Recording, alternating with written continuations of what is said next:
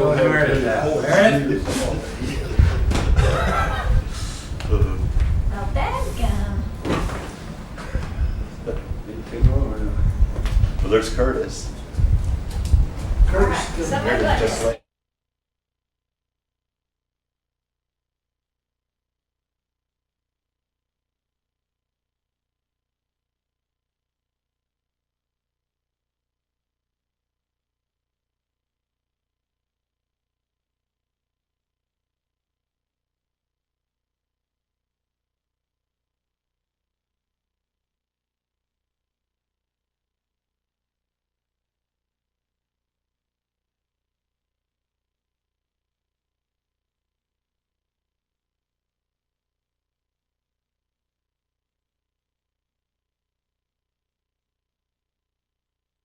wisdom you've given us and help us to continue to make good decisions, Lord. Just be with our employees, be with our friends and family, Lord. Just be with our elders and our children. Just thank you for this summer months you've given us. Help us to remain cool, Lord, and find comfort for those that are out in the heat today, out in the hayfields, Lord. Just pray that you will guide, bless, and direct our troops overseas. Just be with our people in general. In Jesus' name, amen.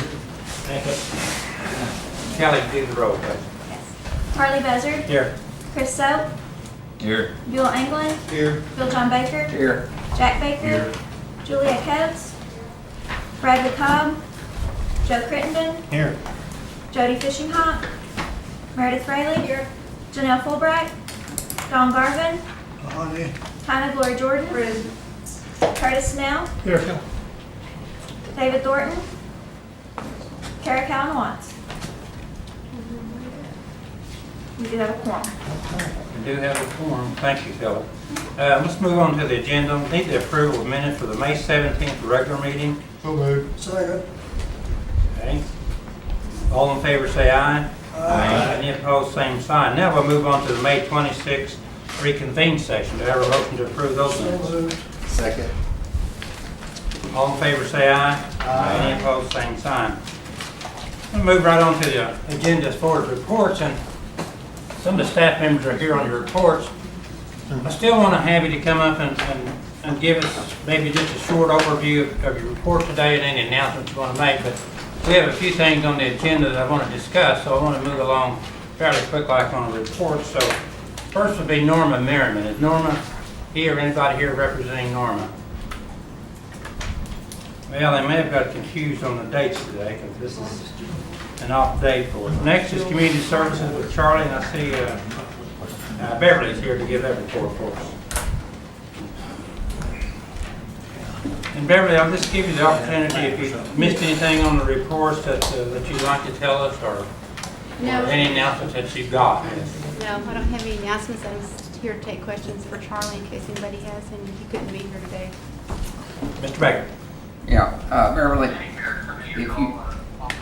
if you know, do you know how many houses, self-help houses, have been framed up since January? Since January? No, I don't. I know we finished the 15 at Redbird, but as far as the regular, I'm talking self-help houses. Oh, self-help, no. I know I don't, but I can get that figure for you. And do you know how many they did from September to January? No, I don't have that number for you, but I can get it. Okay. Okay, thank you. And Bev, would you send that over to me also? I'd be interested in Yes. seeing those numbers too. I'd also like to have it. Okay, and Miss Glory would too. Glory George. I'll just send it out. Just send it out to Shelley and she can send it to everyone in the committee here. Okay. Okay. Yes, Mr. Creighton. Thank you, Mr. Chairman. Beverly, we was visiting out in the country the other day, and I was told about a particular SIP package, SIP house, you know, that was in the Kenwood area, and had been there for some time. It sat on a trailer for a good while, and then now it's been moved off the trailer, and it's just out there on the ground. I'm not sure what's going on. And then while I was there discussing that with someone, I heard there was two more like that out there. Not necessarily in Kenwood, but somewhere in our 14 county area. I'm just wondering if, who's keeping tabs on the SIP homes and how many of them's, you know, up and how many is just somewhere awaiting somebody to come along and. Well, our self-help housing office is supposed to be keeping track of all that. I'm not aware of that. I'll find out. Now, I know early on, there was reports of some SIP panels on some trailers. This was a year or so back, which they didn't belong to us. Okay. So we found out later. Well, that and they I don't were know our that this is panels. one of them. I was just told that. But I will check into it. Please, thank you. Yes, Ms. Jordan. Beverly, we also have a lady that has sent several of us, including your department, an email regarding a survey. Apparently the survey was not done on the acre that she has on her deed. It was done on another acre. And now we're kind of balking at building. Yes, I'm familiar with that one. We are looking into it. I think that Charlie is scheduled to go out there sometime this week to go visit the site. He gets back, excuse me, when he gets back. Okay. But an email, I think, was sent to her either this morning, telling her that we will be doing a site visit as soon as he gets back. Because I think she requested Charlie to come around and look Would at it. you care to send that email of your response to everyone that was on the Sure. original email? Sure. That'd be helpful. Okay. Thank you very much. Any more questions for Beverly? Okay, Beverly, appreciate your response on these questions that were asked today. Thank you. Thank you. Roads and Transportation, Michael Lynn. Hello, good afternoon. Good afternoon, Michael. You should also have our report as well, and I would be glad to answer any questions you might have about it. Any questions for Michael on roads? Michael, you got the by either today. Thank you. Very good, thank you. And as usual, Michael is on for the public comments next. And that was for the public that may be here to have some comments on the road. That's a standing order. So seeing none, we'll move on to the next one with the Housing Services of David Sutherland. Good afternoon. Good afternoon, David. Do the disclosures as I normally do. Alvin and Betty Johnson, who is the step-grandparents of Lloyd Dorr, who works in the rehab office. William and Patsy Thompson, sister to Housing Services employee Sharon Lay. They're getting either handicap assistance or emergency assistance. Michelle Clutter is a cousin to one of my employees, Stephanie Carroll, who getting either probably a mutual help home, a repossessed home, or what we call a rural rental home. And then Charles Crittenden, his brother is Jonathan Crittenden, who works in career services. Lisa Buckner, whose sister Hannah Foreman works in career services, is getting some rental assistance. And then a young man named Max Easter, whose father is John Easter, who works in my rehab department, is getting some scholarship money. So those are the disclosures for this month. Just remind y'all, we also send those to HUD. Make the disclosure, we post them in 4 different spots, and we send them to HUD. Board meeting, next board meeting is scheduled. We're assuming, I'm making an assumption that the 2 new board members will be approved at tonight's council meeting. But we're scheduling a meeting for next Tuesday, June the 28th at noon. And those were the only 2 things I was going to report today. I had a question or comment on Councilor Schultz. David, I received a lot of inquiries, I guess, over the last several months, and it has to do with a lot of applications that you guys have in your department. How often do you review those, or what are you doing to try to make those more user-friendly? The applications, Yeah, I mean, is that a federal app, or is that something that? that's our app. Okay, so it's our application. When I say we, several departments went through that use it. We actually did condense it some. Okay. How often do you look at that? I'm just curious as to, how often do you review it, or? Well, it's been 2 or 3 years where you've been using the same application for the last 2 or 3 years. There's some things that we have to have in the type of, the income, we use what's called the Section 8 definition of income. We have to look at assets. We get the income verified. So there's a form that you sign, and if there's more than one person that's working in the house, both of you got to sign, 2 different forms. There's background checks. Anyone 18 or older in the household has to sign an authorization that we do that. Like I said, we condensed it as much as we can. It's still a lot to it. I agree with you. But I'm not going to say we can't look at it again. Some of the folks that looked at it the first time, that was really the first time they'd really dealt with housing application. I'm not knocking Anna, but that was just fact. They may have something they say, we don't need this anymore. So maybe it is time that we revisit that and we can do that. All right, I'm just curious, it's just one of those things that I think from time to time we need to review our applications and just the way that we're presenting them and to see if there's any opportunities to improve that. It is daunting. If you're a 75-year-old widow, that seems to be. Have you ever like just done an average time of completion on it, or does anybody know what you focused on it, how long it just takes you to go through it?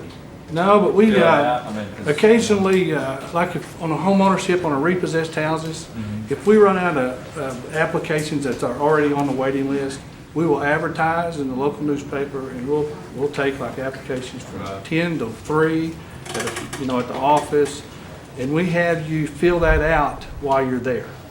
And there's reasons we do that. That's the only time we ever have an application where we want you to fill it out right there on the spot. You don't have to have all your cards and things.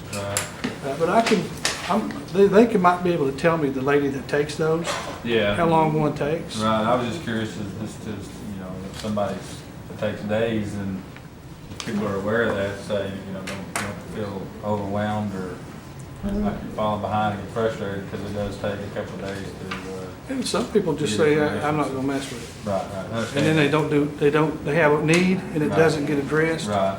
And I understand that. Thank you. I'll just we'll take another look at it and Okay. see if there's, because I agree, it gets tiresome. And I also agree, David, that it's a pretty lengthy application. I've looked at those a couple of times, and they are, and it would help if we could consolidate some more. I know you have rules and regulations to follow too. I have a question for you, David, and we may have talked about this before, and I'm concerned about some of our older housing cluster sites. Do we not have any control over those houses that's been abandoned, roofs are falling in, windows are all out, doors out? Is there not anything in our, restricting covenants that covers that? Restricted covenants. What you're probably talking about, or maybe, is where a house is paid off. Yes. It might have changed hands 2 or 3 times. Yes. Assuming the covenants are still in effect, the folks in that addition, and Tiny, you can correct me, because Yes, we okay. worked on this for years. Those folks in that addition have to take the initiative to force someone to take care of the property. In some of these newer additions, where the housing authority still has several properties, Yes. then generally we can force that. But on those older ones, and that kind of what you're talking about, I think, is where they're paid off, it takes those folks in that addition to force that. Yeah, and I know we could say that, but Yeah. does that ever work? I don't. I know of some cases where folks have done that, but usually, no. I just wish there was something we could put in the covenants that if we take care of it, we could put a lien against the house and then either charge them, or we could, some way to make those people because all they are is just a eyesore, to get rat infested, and if you live next door to one, if you won't ever do anything in your house, you just can't do it, so. But anyway, Ms. Jordan, you had a comment? Well, you'd have to have a homeowner, you'd have to have set it up for a homeowners association where you pay fees in, and a long time ago discussed that, but it just didn't make sense. Our people couldn't pay the fee Yeah. plus pay their payment on their house. We've got a few houses and different additions. We're not the primary, and they pay the homeowners fees, like Tony said, and anymore, we just take it upon ourselves to make sure they're paid, because they weren't getting paid. But that's the ideal thing. Okay. Kurt, Mr. Snell has a question. On that same subject, down at Oaks, in that little house position at Oaks, I remember one particular house, the postal control was calling me about the house next door. It's sold in bankruptcy court or something. That poor house is, he said he's got rats that big, it was across his yard getting out of the house. The house on each side of him has been abandoned. On each side of it. He's got a major problem, but don't know what to do about it. Somebody might look at buying those, fixing them up. I think that's an excellent idea, David. We can find those houses and maybe we could purchase them and recondition them. So the framing is probably still good in the thing, it's just a roof, I guess. Now, weren't they doing some upgrade to the water system in Oaks? They're going to, yeah. Okay, they were getting easements not all that long ago, Yeah, if I yeah. remember correctly. Mr. Baker had a comment and a question. Title VI subsidy, how's that working? And probably what you're referring to is, I think Marvin put some funding, extra funding in the 12, was it the 12? Do what now? Was it the 12 budget? I don't remember. No, it's in the 11. I think what he did was just put it in that line item to recognize it, because I don't think there was an official place for it. And what he did was, we had an estimated amount, and that's what was in the initial budget that he submitted. And then in the meantime, we've got the official amount, and it was higher than that. So he just stuck it in there. With no, generally right now, I think when we first started Title VI, we were using 1.5 million a year in subsidy. And I think this last one was really going to be about $1 million. I don't know if I answered your question. Yeah, but he plugged in an extra, 2.9. Just curious why. Well, I think he just put it in there with intentions of putting it in other line items at a later date. But I don't take that to the bank. I think that's what happened. Okay. Mr. Hodgkin, you got a question? Thank you, Mr. Chairman.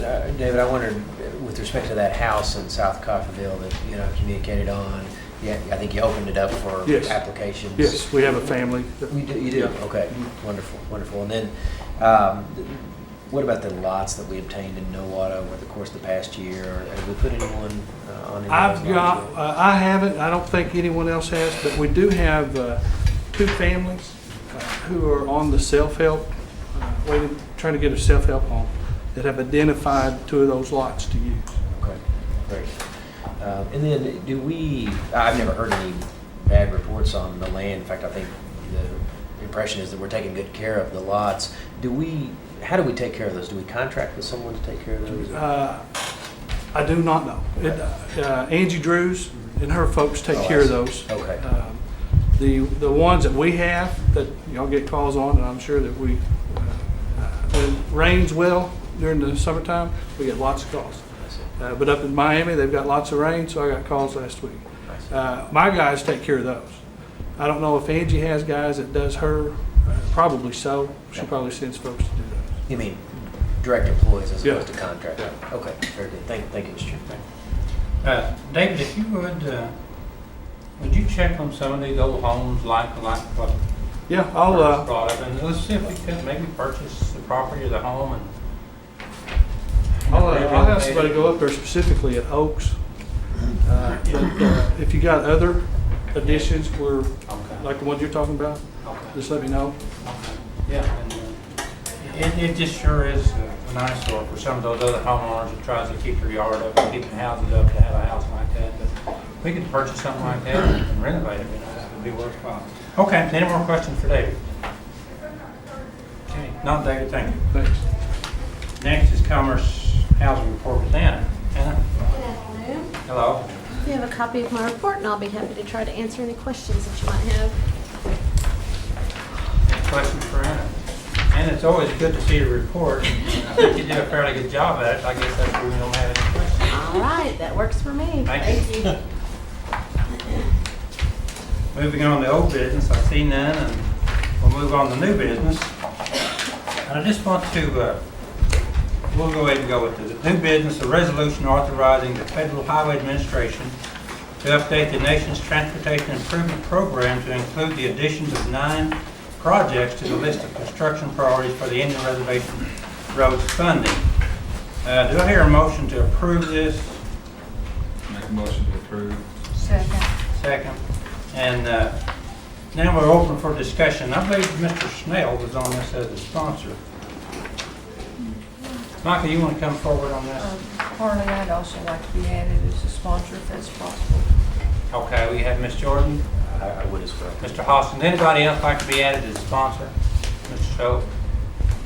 What I'd like to do is put the whole Community Services Committee as a sponsor on that, because it is in the committee, and I don't know if I could be on a sponsor or not, but since I'm chairman, but I'd just like to add everybody to it. Okay?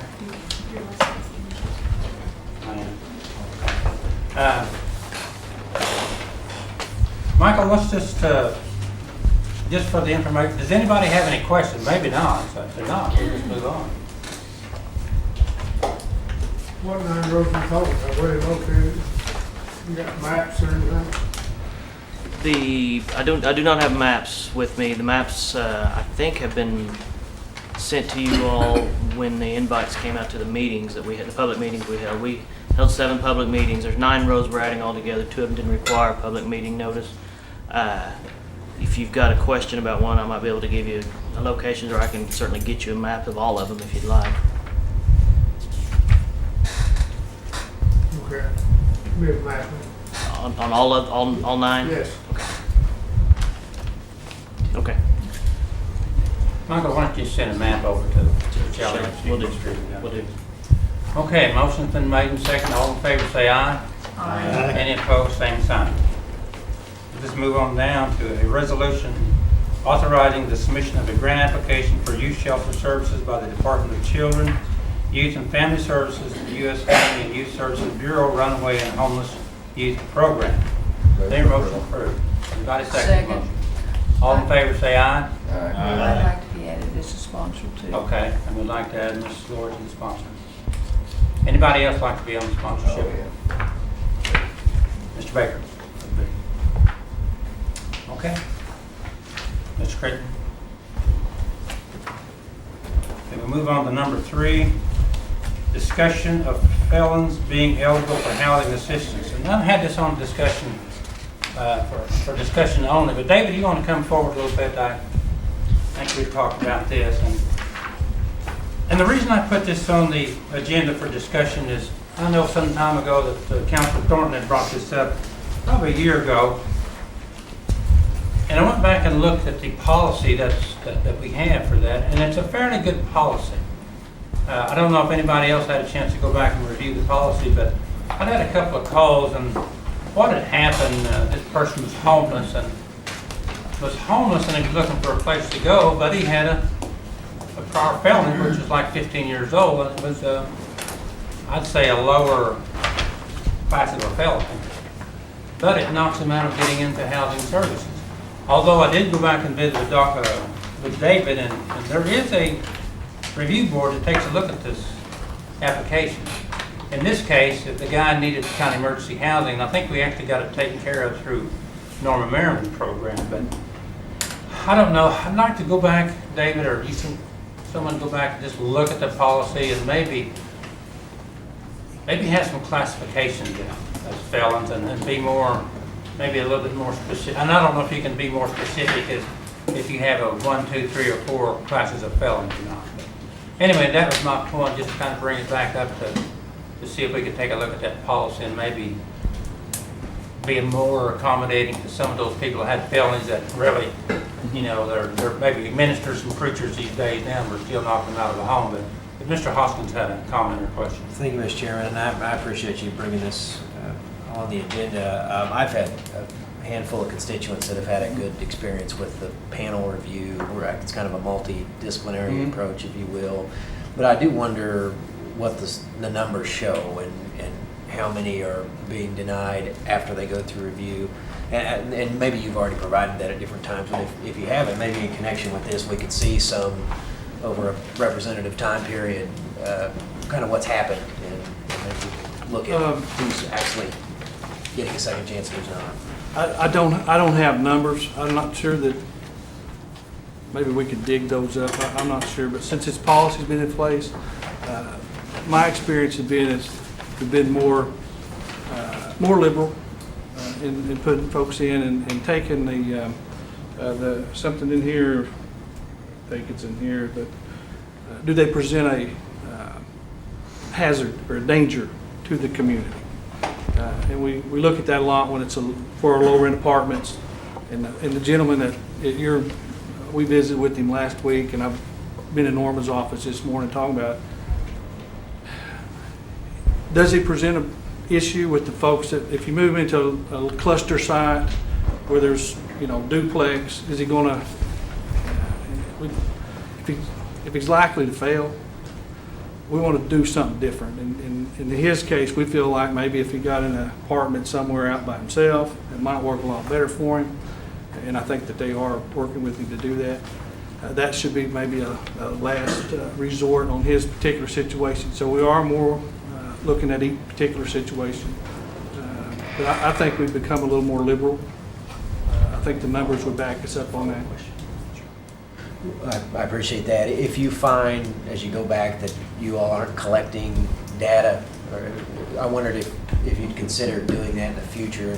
Then we can take a look at what kinds of felonies, criminal backgrounds didn't make it over. I know every case is different, it's really fact specific, but it might give us an idea of your process. Really. The computer system we use now, we have what we call status reasons. Why did somebody get evicted?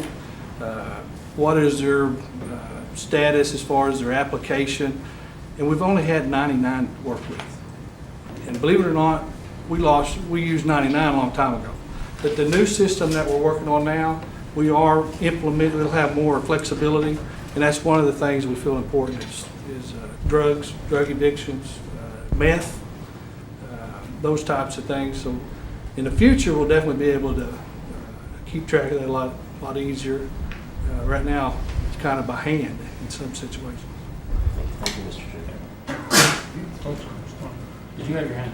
Well, David, I'm not suggesting that we just put every felony in there, and you know that.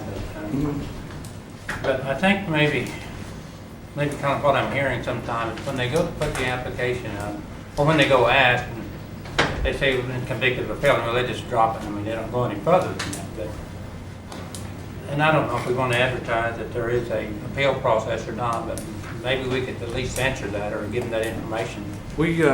You have no idea how many that we go through. That have generally some type of a paraphernalia or a little small amount of marijuana or something like that. Because what happens is if somebody pulls you over and you're going to arrest you on something, they put 3 or 4 or 5 things on you. And that way you're more likely to maybe plead guilty to one of them. That whole lawyer trick. Well, I just want to take a look at that, and because I know there's some people that, I guess, have repented and cleaned their records up. Yeah.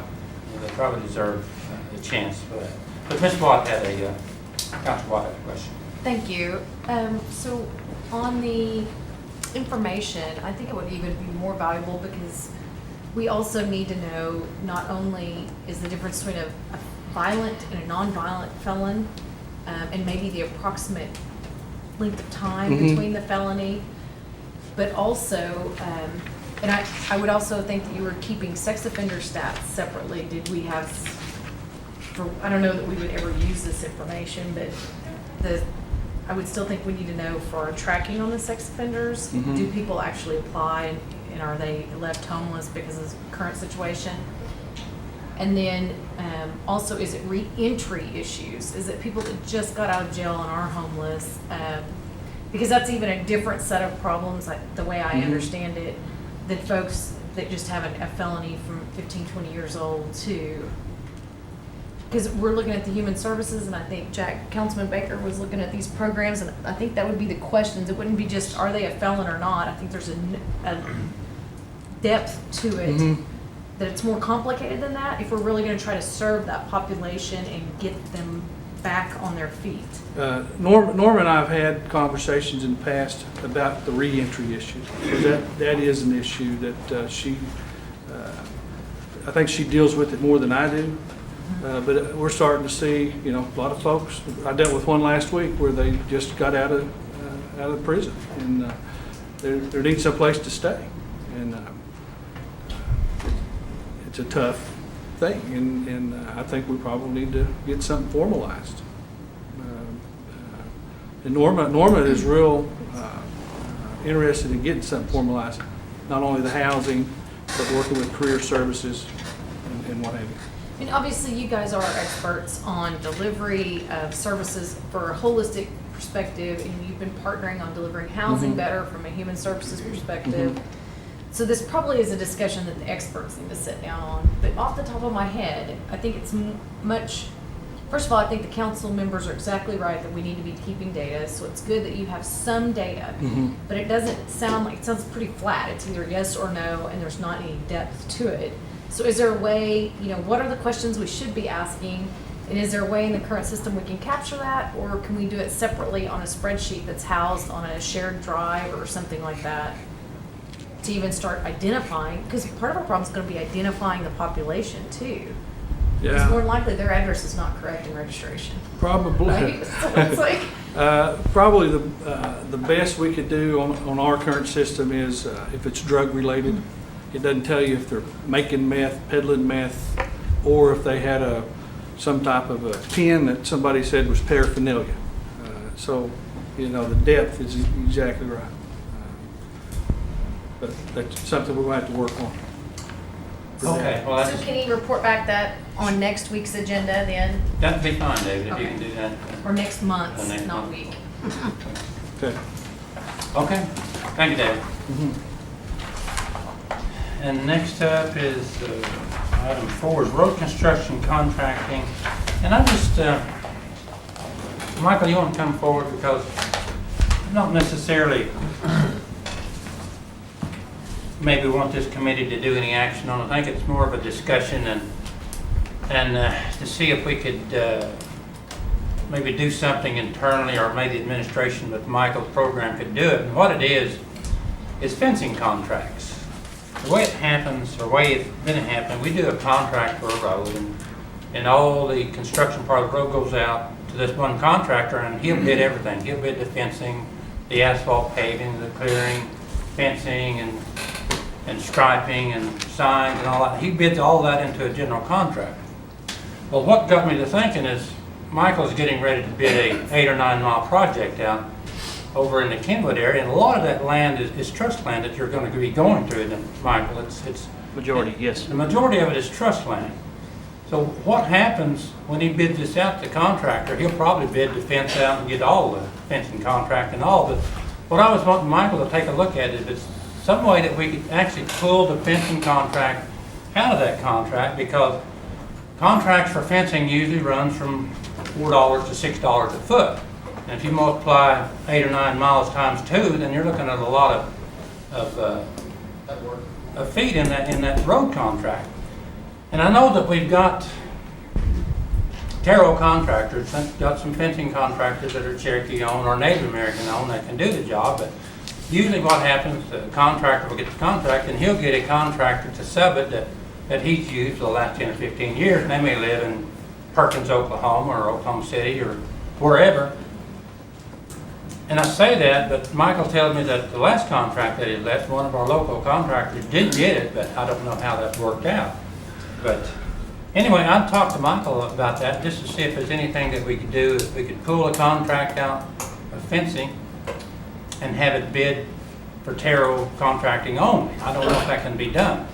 Now, I know there's some liability goes with the general contractor, but I don't know if we've had any that type of liability in the road program over fencing in the last, since we've taken over the program or not. But anyway, I just want to give Michael an opportunity to kind of give us some thoughts about the thing, and I guess my reasoning was to see if we could let those fencing contracts go to local contractors here within the nation and give our guys a chance to bid those jobs out.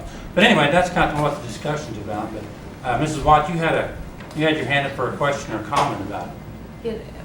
First of all, well, I have two comments. First, I don't know of anything in our policies precluding that contract from being broke out and bid separately as separate items, other than it's just a choice of your staff. So I'd like to know if there is a policy that would preclude that. And second, the way I understand our Taro law, even if a non-Taro or non-Indian contractor receives a bid, they are required to go with Taro preference in any subcontracting and hiring on any of our. So I don't see why it wouldn't be complied with today, regardless of the answer to the first. Well, and I'll let Michael answer that. I know he told me the last contractor that there was a Taro contractor got it, but prior to that, and I'm familiar with part of it, there wasn't. Some of those weren't Taro contractors. But what they did do is hire some local people to help with fencing on the thing, but subcontractor wasn't Taro. But anyway, I'm gonna let you answer, Michael. I think I was answering for you. But. No, that's fine. I guess in regards to Councilwoman Watts' question, there is no policy that would preclude us from pulling portions of the contract out and bidding those out separately. That's certainly something that we could do if that's what was desired. The issue regarding the Taro requirement on subcontractors, I can't really answer that 100%. I know Taro works with our contractors and it strongly encourages the use of Taro subcontracting. In fact, they charge the daily work permit, not daily, but the work permit fee for every non-Indian employee on the core crew list and things like that. So there's some incentives out there for the contractors to use or utilize Taro companies as well as Native American employees so that they can get away from paying that work permit fee. I did speak with Councilor Buzzard about this beforehand and was prepared for this to come up on the agenda today. Some items that I would be concerned with right off the bat would be bonding capacities for small fencing companies in this case. The project that Councilor Buzzard was speaking of is a Twin Oaks Bull Hollow project up in Delaware County. It is a 9.6 mile project. It's be probably one of the largest projects we've built we've done a full reconstruction on. We've built some longer projects, but they were typically overlays. This is going to be a full reconstruction from beginning to end, and taking the other project that Councilor Buzzard was referring to, which is the Honey Hill project that is already bid out, that was awarded to a Taro subcontractor for fencing. Don't exactly know how that got worked out. I don't know. APAC is the primary contractor on that, and they did subcontract the fence out to a local Taro company to build the fence. But looking at the Honey Hill project, fence prices and getting an average, which the average was $5.77 a foot, and then comparing that to the length of linear foot of fencing on the Twin Oaks Bull Hollow, which is 9.6 miles. There's a little over 65,000 linear feet of fencing on that project, and taking that average, multiplying it by the Honey Hill average, you're looking, including the gates being set. There's also 34 gates along with that 65,000 feet of fence. Taking that average and multiplying it by the gates and the linear feet of fence, you're looking at just under $410,000. And I don't know the capacity of these small companies, but I don't know if they could bond and get insurance for a job like that. They might. I don't really know, but it's just something that came to my mind. The other item would be coordination. If we let the fencing contract out to start before we even began the road construction, on top of that figure that I just gave you, there would have to be some clearing. They would have to go through and clear all of the rights-of-way to put a fence line through there. There would be, on a 9.5 mile job, there would be an enormous amount of equipment need to clear the right-of-way to even establish a fence line. Typically that's done with the main contractor. So if we let it out in after the road construction had began, then it would be a bit of a challenge for us to coordinate two individual contractors and force them, if you will, to work together. It could be done. It may not be easy, but it can be done. It's done every day. You just got to get them together and say you're going to work together. I did mention the equipment for clearing. Then back real quickly to the bonding. If we did decide to do this and we did let it out and there's companies that simply could not bond for that amount of money, I think we're going to be back to where we are today with the large companies bidding on it because they can bond for something like that, and then they're going to turn right back around and sub it out to somebody else. So I think it could be a double-edged sword. Ms. Jordan had a question. Have you modified your base contract to include provisions where we're assured that Taro will be followed both in subcontracting and hiring? Because at one time I checked your contract and you didn't have anything in there requiring them to follow Taro. Yes, it's in the process of being modified now, and there is Taro language in there. Yes, ma'am. Okay. So we have agreements out there that require your prime to follow Taro, subcontracting and hiring. The contracts that we have out there now currently, we have not bid one out under this new contract that's been put together as we speak. I've been working for several weeks and months with the Attorney General's office on revamping our road contract. We're about to come to a final product, and that new language is in there. But the existing contracts that we have with contractors, there's Taro requirements in that as well. I mean, our Taro office works with them. Is it required or simply because it's advantageous for them to work with Taro? There's some Indian incentives built in. No, there's Indian preference language in the contract. Yeah. It would appear that if we beefed it up even more along the lines of what the state does, where there's a required percentage that has to go to DBE contractors, that if we did that in our contract, that might solve your problem. Because if they're going to have to use a certain percentage, say, working with a state contract, if you need 10 or 20% DBE, you're going to go to the smaller amounts of your contract to try to satisfy that requirement with the state. And that might mean that your fence people would be able then to come in under that percentage requirement. And that's a little over and above what Taro requires, but this body could pass a act to accomplish that. And then it goes into the contract and say they have to have guaranteed 20% of certain Taro vendors below a certain amount. That would probably bring in your fence people, bring them into play. And that would also solve your bonding and liability, because your prime could still do the bonding and liability, but he would be forced to use some of the smaller contractors for subs. It would be guaranteed in the contract. I mean, the state and federal government does it all the time. Sure. And we're just not quite there, and we could get there pretty quick if it was the desire of this body to do that. And it certainly would be my preference, but it's partly it's convincing others on this body that that's a good idea. Okay. We'll give it some thought. Mr. Garvin, you had a question or comment? Yes. You mentioned fencing. I think of a lot of different types of fencing, and I know back in the old days, a 2-wire fence was pretty good. Then they went to 3 wires and 4. I noticed some of them going 7 now. So what kind of fence were we talking about? Steel posts? Yes, welded steel posts, brace posts, and corner posts. But our standard woven or strand wire fencing is 5-strand barb. During the right-of-way negotiations, if the landowner has 6 strands or 7 strands and desires that to be replaced, we would replace that with what they had. But if they do currently have 2 strands of barb hanging in some trees, we come back and replace that with 5 strands of barbed wire. If they have all the other type of fencing would be chain link fencing. If they have chain link, we would replace with chain link.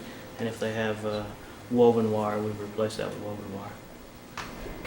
You said that most of this is trust land. Is it necessary that it be fenced? If it's got fence on it now, we're gonna fence it back. If it doesn't have fence and the tribe desires it to be fenced, we'll work that out with them in the end. Just woodlands that wouldn't need a fence at all then? That's not really my call. We work with the landowner or the land operator, for lack of a better word. In that case, it'd be Natural Resource Department. What's the normal width of a section line road, just ordinary down out in the country Before we build it or after we build it? before? 33 feet. 33 exactly. Yes, sir. Thank you, Mr. Chairman. Ms. White, you had a question. Yes, thank you. I heard mixed language, so maybe next month we need to report back out. I agree with the councilwoman across the table, but I don't, on the end result and what I believe needs to be happening, but I'm hearing mixed messages. At one point, I heard that it was suggested. Tarot law is not suggested, it's law.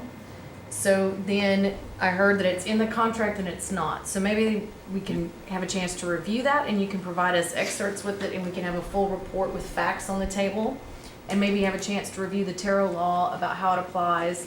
Because I seem to remember that our roads program kind of drove the original tarot within the Cherokee Nation. So it's a little bit disheartening maybe to know that it's not still the center of the tarot universe for compliance for us, because I think this is the best opportunity. I don't think any of us disagree. I know when I go to use tarot vendors at my home, sometimes it's a little bit more difficult. But in the end, I find it's worth every result to know that I put money back in Cherokee families' pockets. Whether it's for my personal use at home with my wind-out husband and I, or if it's for campaign or whatever it is, trying to find a tarot vendor is always worth the extra effort. So maybe we have a chance to regroup and a report on it specifically next month would be helpful before we start mandating things. And I agree with what Councilor Watson's saying, and I think this discussion was to maybe let Michael handle some of this when he contracts out, and it sounded to me like he's already doing some of that through the attorneys here to put in the language as a contract. So, and this is the very reason I brought it up, because we're looking at a lot of money on those fencing contracts, and Michael brought up good points about the clearing and stuff like that, because normally the general contractor clears the right of way out. That's part of his bid. So there are some things that have to be worked out as far as getting a tarot vendor. But some of them don't have the equipment and the bonding issue. But Michael, I would suggest that you go ahead and take a look at this and bring us a report back next month. And I don't know what your timeline is as far as bidding that out up there, but hopefully that you'd have these things worked out before you actually send it out to bid. Okay. And I think it's just important that we give as much thought to giving it to or having a tarot vendor build fences and whatever they can do on road construction. And you've known my stance, and I know your stance has been like that all along too. So I just want to bring it to the committee and your attention that, we really would like to see as much of that enforced and get a tarot vendor on all of our contracts, what we'd like to do, but I know that's impossible sometimes. But let's have your report back at the next committee meeting, Michael, and see how we can get it worked out. And maybe we can do this without mandating anything, and I don't really particularly like to mandate anything. You run the program, and I know you're having interest of the Cherokee people as well as we do. So let's leave it at that, and you make a report back to us at the next committee meeting. Sure will. Thank you. Okay. Thank you, Michael. Moving on down to announcements. Any announcements that need to be known? If not, do I hear a motion to adjourn? We adjourn. All in favor say aye. Aye. Any opposed, same time. Thank everybody for coming.